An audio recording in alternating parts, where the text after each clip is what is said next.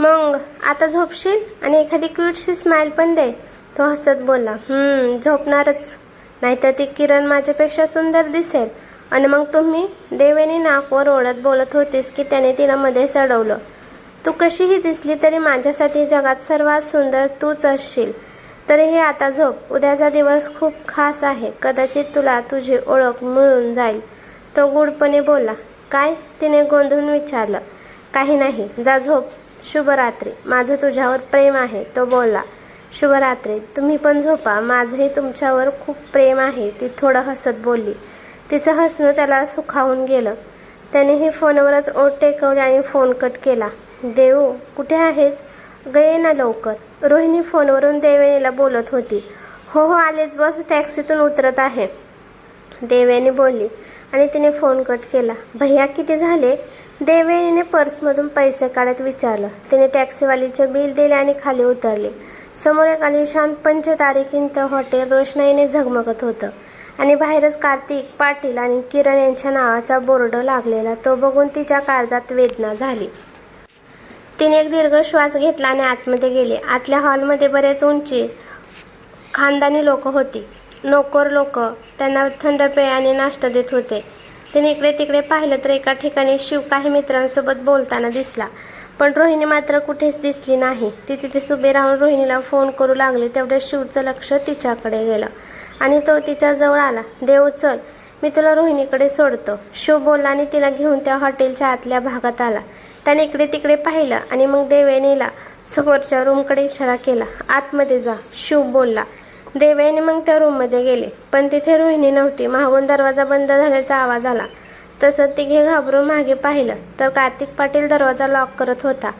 तुम्ही इथे? तिने गोंधळून विचारलं. हो. तिच्या जवळ आला. फक्त तुला मिठी मारायची होती, तो तिला मिठीत घेत बोलला. तेवढ्यात तिचा फोन वाजला.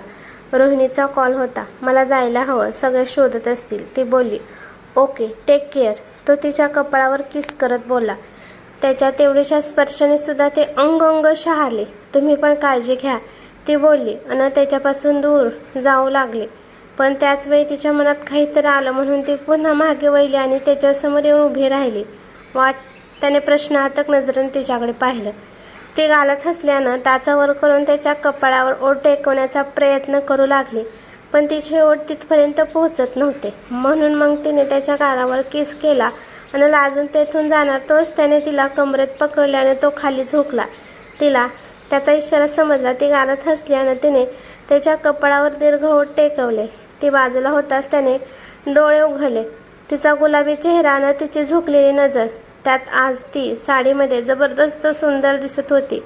अगोदर त्याने नोटीस केलं नव्हतं, पण आता मात्र तिच्यावर नजर हटत नव्हती. तिची प्रत्येक अदा, तिचं लाजणं आणि तिचं किस करणं त्याच्या काळजात गोड वार करून गेले. तो तर जगातील सर्वात सुंदर कपाळावरील चुंबन होता. तो हसत बोलला. ती जास्तच लाजली. आज पहिल्यांदाच तिने त्याला चुंबन दिलं होतं, किमान तिच्या नजरेत तरी. त्यामुळे तिची नजर वर होत नव्हती. तो आणखीन काही बोलला तोच तिने त्याचे हात कमरेवरून काढले आणि ती पळतच बाहेर गेली. कार्तिक गालात हसत तिला जाताना बघत होता.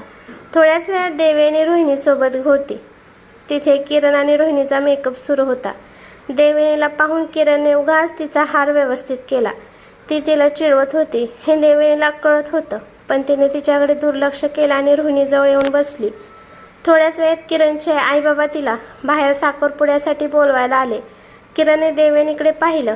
आई बाबा, तुम्ही पुढे जा, मला देवयानी ताई घेऊन येईल, किरण तिच्या आईला बोलली. तिची आई आणि बाकी नातेवाईक बाहेर निघून गेले. देवयानी दीदी, मी कशी दिसते? छान ना? आज तर कार्तिक माझ्यावर पूर्णपणे फिदा होईल, हो ना? किरणने देवयानीला विचारलं. तिचं ते वागणं बघून रोहिणीला राग आला. तिने देवयानीचा हात पकडला आणि तिला बाहेर जायचा इशारा केला. रोहिणी दीदी, तू जा पुढे. आज मला देवयानी दीदी बाहेर घेऊन येईल. तसंच मला देवयानी दीदीची माझ्या ऑफिसमधल्या मैत्रिणीशी ओळख करून द्यायची आहे. किरण देवयानीचा हात पकडून बोलली. अगं, आता साखरपुडा आहे ना, नंतर ओळख करून दे, रोहिणी बोलली. अजून मुहूर्ताला वेळ आहे, तोपर्यंत मी ओळख करून देते, किरण म्हणाली. रोहिणी, तू इथेच आराम कर, मुहूर्त झाला की मी बोलावते, देवयानीने डोळ्यांनीच रोहिणीला आश्वस्त केलं आणि किरणसोबत बाहेर गेले. बाहेर आल्यावर मात्र किरण ओढून ओढून देवयानीला तिच्या ऑफिसच्या मैत्रिणींसमोर नेत होती. त्यांना तिची ओळख करून देत होती. त्या मैत्रिणी आणि किरणमध्ये डोळ्यांनीच काही इशारे चालले होते जे देवयानीचे लक्ष देत होते. पण तिने त्यांच्याकडे दुर्लक्ष केलं कारण त्या दीपाली पण होती आणि दीपालीला बघून मात्र देवयानीला आनंद झाला. माफ कर दीपाली, पुन्हा तुला भेटताच आलं नाही. देवयानीने दीपालीजवळ दिलगिरी व्यक्त केली. काही हरकत नाही देऊ, पण आता मला तुझा फोन नंबर दे, निदान संपर्कात तरी राहू. दीपाली हसत बोलली. चल आपण तिकडे जाऊन बोलूया. देवयानी दीपालीला बोलली. तसं त्या दोघीही तेथून बाजूला झाल्या. त्या जाताच किरणने विजयमृतेने सगळ्या मैत्रिणीकडे पाहिलं. बघितलं, हिच्यासमोर आता मी साखरपुडा करते. हिचं इथे असणं कार्तिकला काहीच फरक पडत नाही. पण हो, ही मात्र थोडी दुःखी आहे बरं का.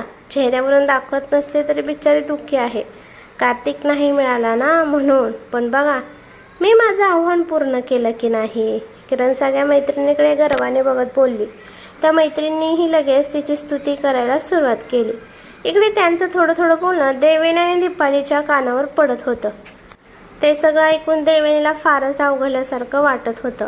पण काही बोलताही येत नव्हतं. तिच्या त्या बालिशपणाचा खरं तर तिला खूप वैताग आला होता. पण मनातच तिला वाईटही वाटत होतं की ती या सगळ्यांना इतक्या उत्साहाने जे सांगत आहे त्यात तिचाच भ्रमनिरास होणार होता. देऊ, तू नको लक्ष देऊ. तुझा दीपकसोबत काही संपर्क आहे का? दीपालीने तिचं मन वळवण्यासाठी विचारलं.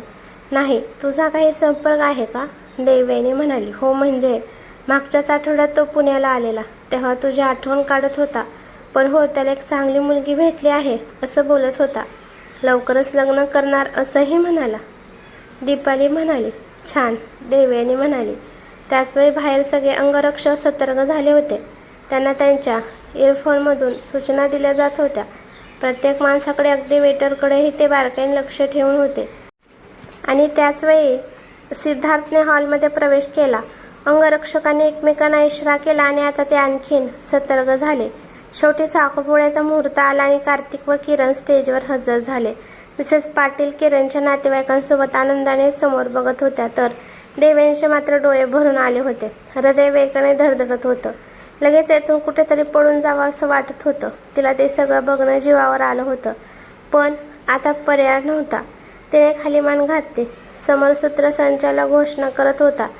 किरणने बहुतेक कार्तिकच्या हातात अंगठी घातली होती, कारण टाळ्यांचा कडकडाट होत होता आणि त्या कडकडाट तिचं हृदय मात्र रडत होतं. तेवढ्यात काहीतरी गोंधळ ऐकू आला. तिने मान वर करून पाहिलं तर किरण अस्वस्थ झाली होती आणि सगळे नातेवाईक इकडे तिकडे काहीतरी शोधत होते, एकमेकांना दोष देत होते. दीपाली, काय झालं? देवयानीने न समजून विचारलं. अगं, त्या येडपट किरणची अंगठी सापडत नाहीये.